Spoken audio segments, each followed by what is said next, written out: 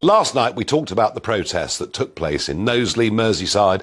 Last Friday we had a local resident on the programme. He made it clear the people who went to that protest were mothers, fathers, aunts, uncles, grandparents, kids, people genuinely concerned about what was going on within their community because a migrant hotel had been filled up with a very large number of young men.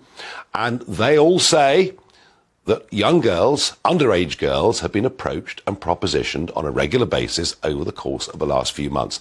They were standing up for their community, they were standing up for their family, but a bunch of yobs turned up with balaclavas, black outfits, backpacks, and smashed in a police van and set fire to it. There were also a counter-protest that took place from an organisation called Care for Calais.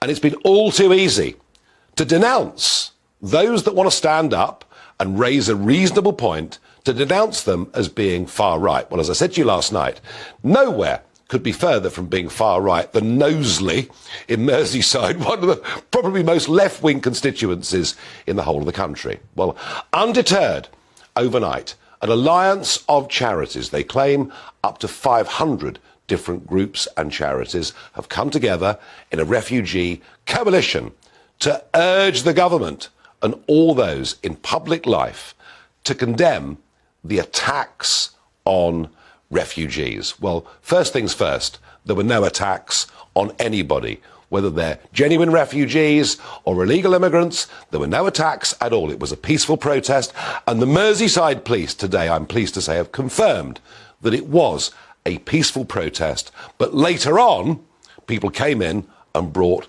violence with them. And I'm just astonished that what they're basically saying, what these organisations and charities are basically saying, is that you cannot in any way register your concern about your community, your concern about what is going on. And there's an irony to all of this, because you've got charities like the Refugee Council and many others.